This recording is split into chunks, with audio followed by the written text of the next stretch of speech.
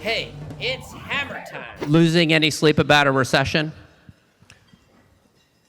You always want to be concerned, you want to be prepared, but I'll tell you, for this legislative session, not really. I want to applaud the legislature, the good work that we did in these past sessions. It's almost unbelievable for me, Glenn. I mean, now this is my fifth or sixth time doing this. The first time, we had a $1 billion deficit. And our state was, still coming through the Great Recession. Today, we're in a completely different position. We've planned ahead, and a recession.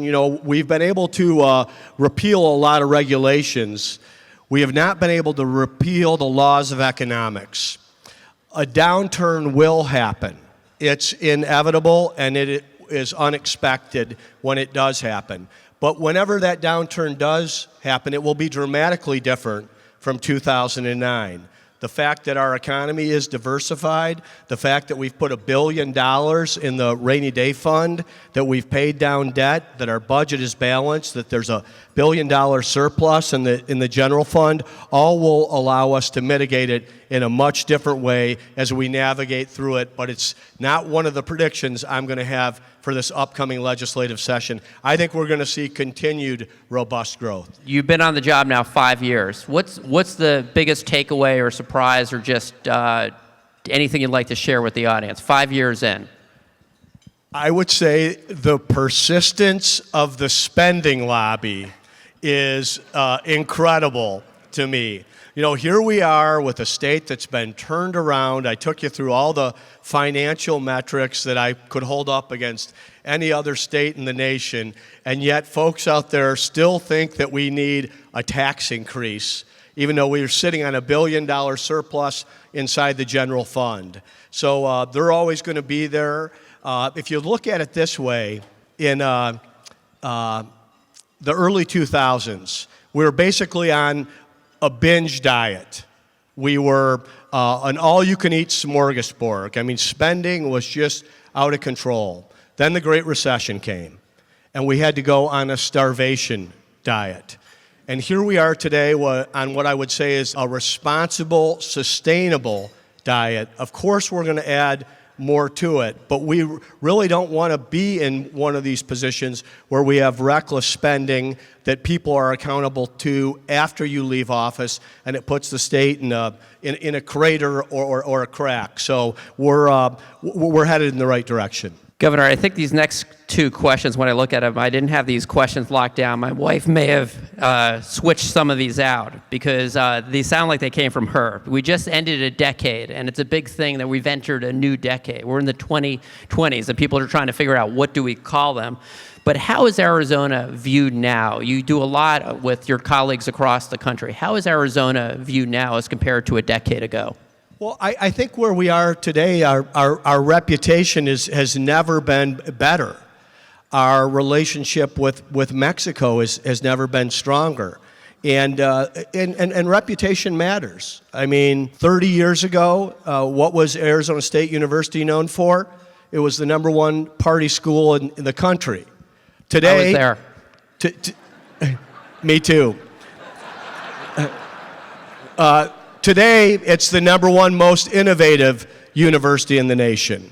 If you look at Arizona, when the recession did come, and we were so dependent on home building and construction, it was seen as an economic basket case. Today, we're seen as a jobs juggernaut, and we're locking down companies and cutting ribbons and making announcements like never before. So that reputation and brand of the state really matters. You just went to, and this is, my wife's from Israel, Tali, who's putting this on Facebook Live. You just went to Israel and you visited the brand new trade office. Can you talk a little bit about that experience? Sure. We had a great trip to Israel over the Christmas holidays.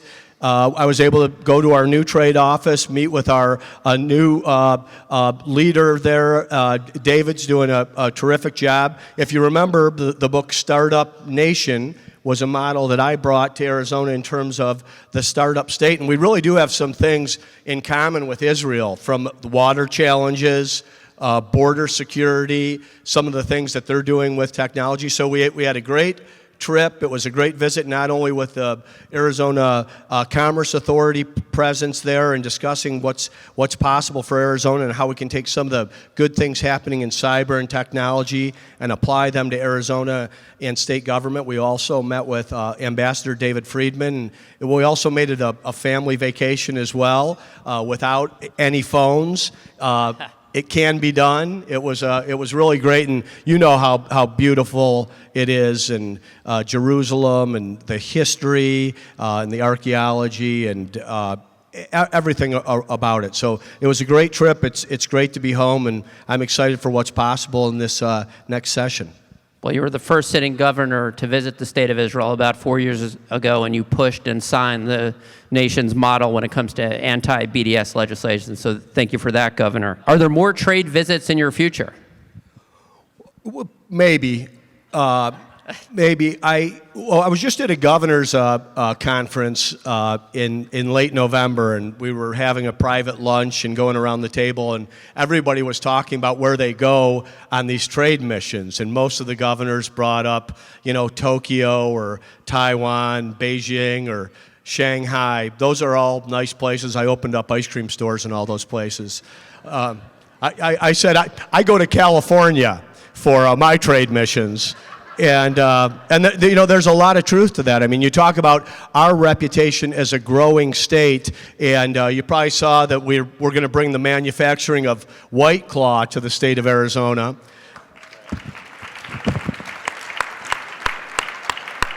I knew that'd be an applause line.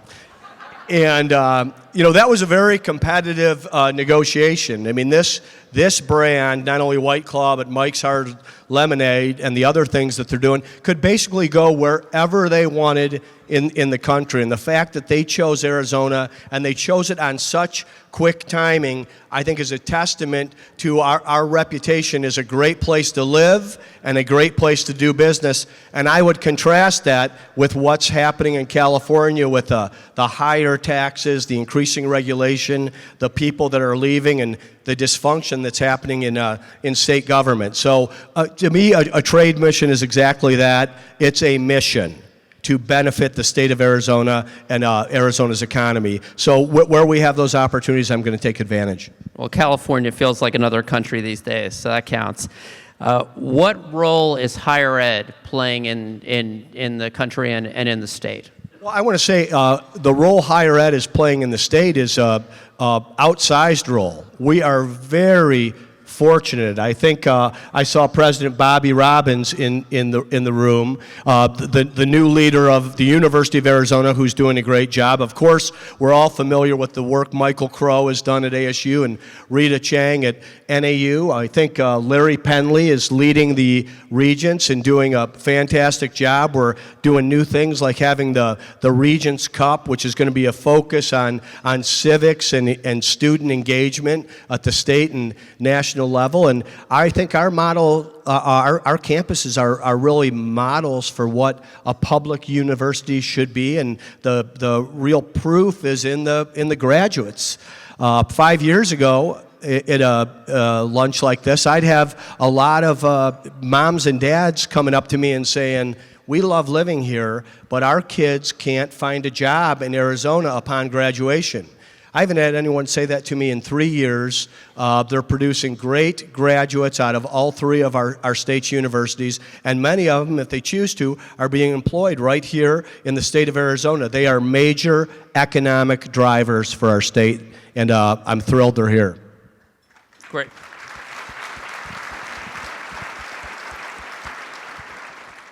And as a dad who's about ready to send his first daughter to college, I love that answer, and I agree 100% with it. Since this is a legislative forecast luncheon, what do you see coming up in the upcoming session, Governor? Well, I saw President Fan here and Speaker Bowers. I was able to touch base with Leader Charlene Fernandez, and I know David Bradley's here as well. I'm looking forward to a very productive session. I think we're going to have a terrific budget. I know that most folks, I would imagine, would like to have a brisker session than normal, and I'm on the same page if they'd like to do that. We do have work that needs to be done, and we want to give the appropriate time to conduct the people's business, but I don't think we have to spend more time than is necessary. As we enter into the session, if we're talking about the next session, we've got to talk K through 12 education. Would love your thoughts. Well, we're always going to talk K-12 education, and of course we're going to complete the teacher pay raise. The 20 by 2020 teacher pay raise will be completed in this next budget. And I think we can also talk about how we have some targeted spending where it's needed most. You know, we have such great examples in the state of Arizona of public schools, both district and charter, that are excelling. And we're doing this in all parts of our state, not just Maricopa and Pima, but our rural areas and low-income areas, and taking those best practices and finding the right way to structure the funds so that we can replicate that. You know, a lot of times people will say, there's a school over here and it's getting lousy results, let's get it more money. My mindset is more, hey, there's a school over here that's getting excellent results. Let's get them more money so that they can do more, so that they can, with school choice and open enrollment, we want to find a way where we're rewarding the principals and teachers that are doing the hard work and getting it done. And when the schools are struggling and they have a commitment to a turnaround, we want to get them those dollars. But we want to see some accountability with improvement in results and outcomes on math, reading, and science. And the budget's going to be much about that. That's great to hear. We've got more liquidity in our education market than any other state. We're at a point now, and you've mentioned this a number of times, people vote with their feet, companies vote with their feet. We're probably at the most competitive point in terms of our tax system. We're the business community. We're always looking to make our tax environment more competitive. Would love to hear your thoughts about tax reform and tax cuts in the next session. Well, I made a commitment 5 years ago that I was going to lower or simplify taxes every year I was in office, and I'm going to stay committed to that pledge. And I think people realize that we are in a competitive position as a state. Every day, we're competing against Nevada, who has zero income tax. We're competing against Texas and Florida, who have zero income tax. Utah is a wonderful place to live and do business. So I think of how do we have these tax reforms or improvements or simplifications as to how do they affect the state and the people. Now, as a business person, I know our businesses are doing very well. And I want them to continue to do well. That's really the only thing I ask them to do is have wild success and continue to grow and employ people because the tax base naturally grows. But I look to tax reform to the real people in the state of Arizona. It's why I like to focus or see where the opportunities are on income tax. This is how you affect real people in a state. And stay tuned to State of the State to see how we're going to do that.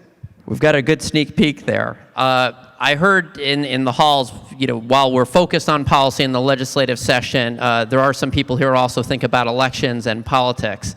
And redistricting is on people's mind, not just for the likely congressional seat we'll get, while California will probably lose one and other states that are doing the wrong things will lose, but it also affects our state lines. We'd just love any thoughts on redistricting that you might have. Well, I think there's a time for that discussion, and it's probably post-session.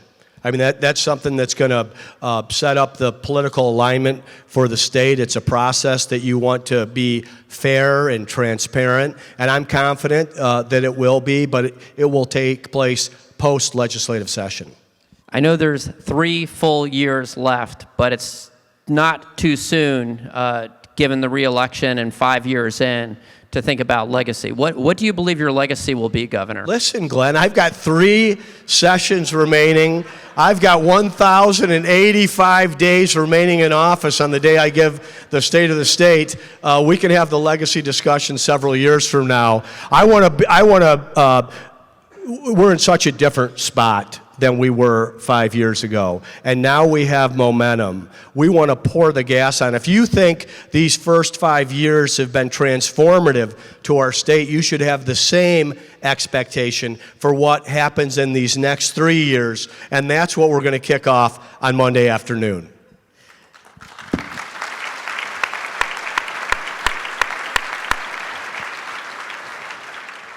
Well, I'm glad we don't pay by the hour at the chamber. One issue, it's not exactly a state issue, but I believe you've done more than any other governor to push for laws such as licensing reform, things like that, that modernize our laws to take into account the modern economy. Something that's gotten a lot of attention on the city level are some of the fees at Sky Harbor for ride-sharing, Uber-type services. Would just love any thoughts you have on. Well, I think what they've done with Uber and Lyft is a bad idea. I mean, we're one of the fastest growing states in the nation.